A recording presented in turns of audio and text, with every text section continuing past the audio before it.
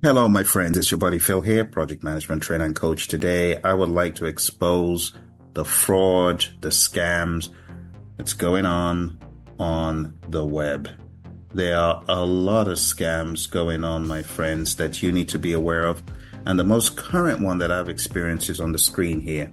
It's an email from a malicious individual trying to mask as Stripe. So if you have a Stripe account, you may almost fall into this trap because it's very nicely done. And, it's a bad thing, but it's done very professionally. It looks very similar to the actual Stripe organization.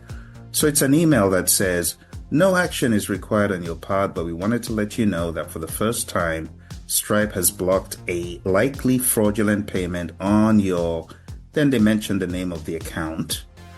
This is only a first-time notification. We won't email you about this again in the future. Stripe Radar evaluates payments across Stripe's entire network in real time. By default, we block high-risk payments such as the payment noted in this email to help keep your disputes rate low. Then it says, view payment in Stripe dashboard. This is where the harm has been planted in, right here. So if you make the mistake of clicking on view payment in Stripe, you'll come across a convincing looking link. But for those who know how the internet addresses work, starting with a 59.stripe.com is tantamount to you realizing this is not Stripe. It's not a stripe.com. It's a pre-name like 59.stripe.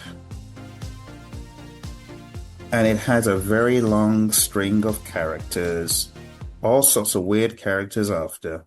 And if you make the mistake of clicking on this, it is not taking you to Stripe. It is taking you to a different website where your Stripe information will ultimately be harvested.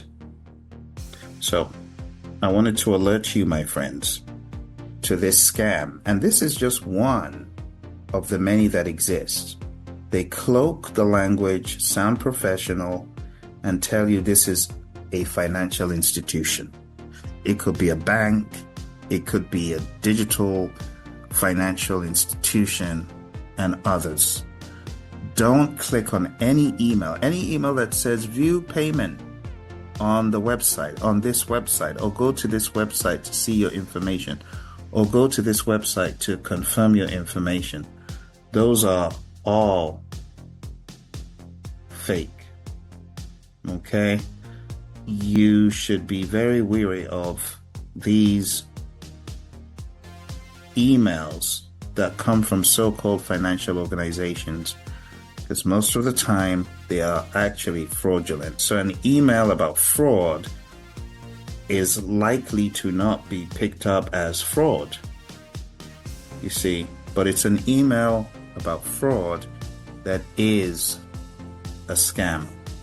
They want to scam you, spoof you into putting your actual information in, and then they can suck money at services and various things from your account. Beware. That's the main purpose of this video today, to warn you. Now, to go a little bit further, I don't mean to freak you out, but it's important that we understand these kind of scams exist everywhere, and they're known as phishing scams. And this is where these fraudsters attempt to trick you into revealing personal and financial information. So let's break this down a little bit further to see how these scams work. First of all, number one, you got phishing emails like this pretending to be from legitimate institutions. You receive an email that appears to come from a trusted bank, financial institution, or even a service provider. Like I've received so many from PayPal or Amazon. The email looks really official with logos and language that mirrors the real institution. The hook is the email usually claims that there's a problem with your account, or there's an urgent security issue, or that you've even received unexpected money and things such as that. The email usually contains a link or an attachment asking you to verify your information or log in to fix the issues.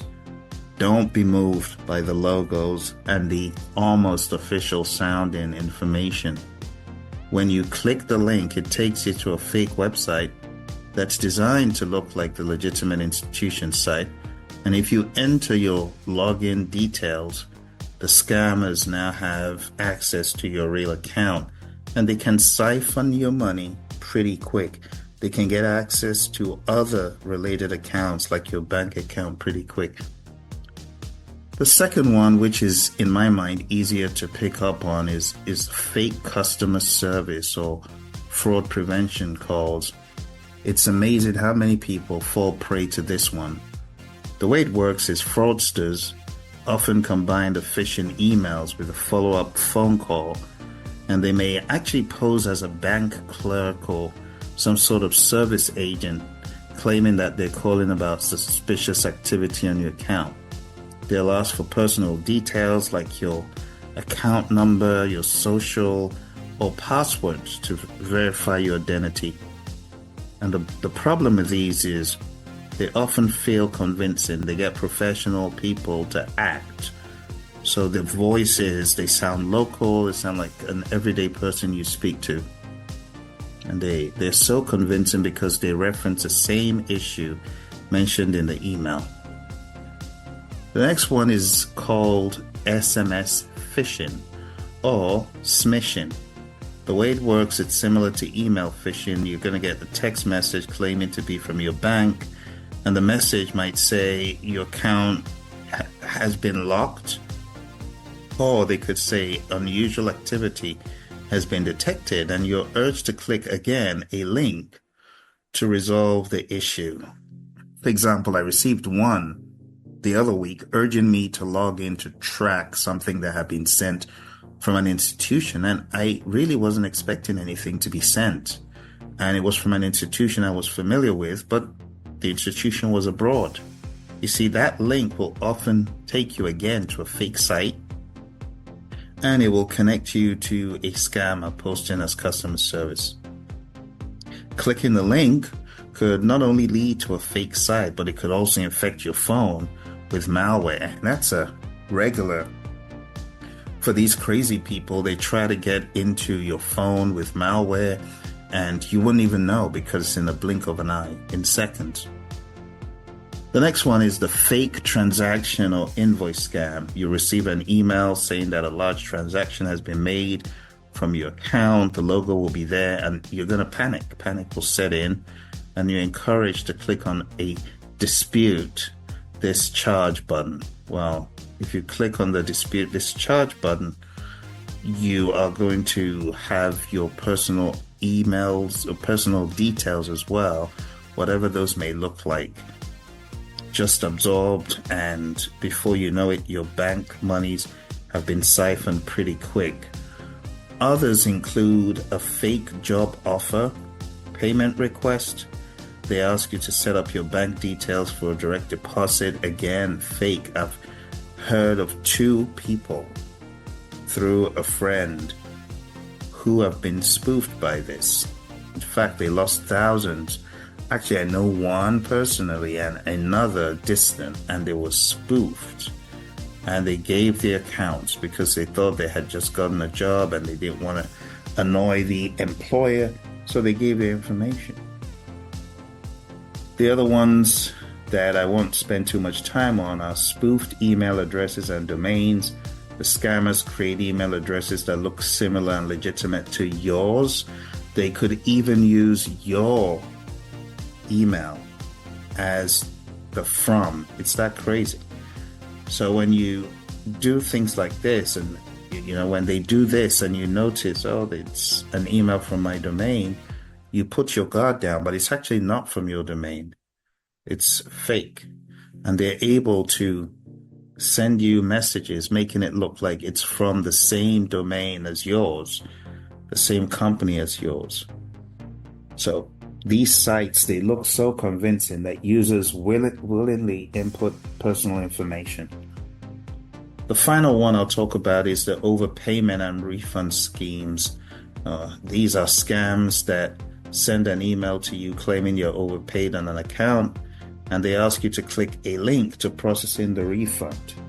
The promise of receiving money, of course, is going to entice the unwitting and suck them into the scam. And instead of receiving money, these scammers steal your banking information. So you always need to protect yourself, my friends. Always check the source and make it a rule of thumb to not click on links. You can do a quick Google search.